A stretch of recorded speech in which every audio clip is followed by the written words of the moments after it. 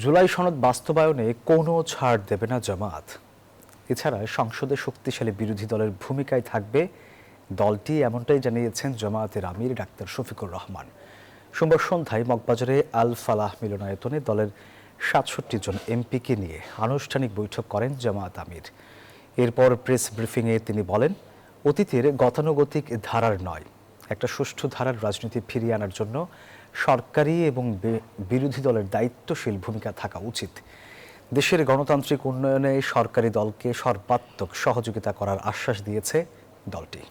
অতীতে এদেশে সুষ্ঠু গণতন্ত্র প্রতিষ্ঠা হওয়ার কোনো পরিবেশ তৈরি হয়নি। আমরা আশা করি যে আমাদের সমবেত প্রচেষ্টায় সরকারি দল বিরোধী দল মিলে আমরা যদি দায়িত্বশীল আচরণ করি, জাতির প্রতি যদি আমরা দায়বদ্ধতা নিয়ে কাজ করি, তাহলে গণতন্ত্র তার প্রাতিষ্ঠানিক রূপ পাবে ইনশাআল্লাহ। ইটালিয়ানো মেলামাইনের নজর কাড়া ডিজাইন, যার প্রশংসা করবে সবাই। Italiano melamine.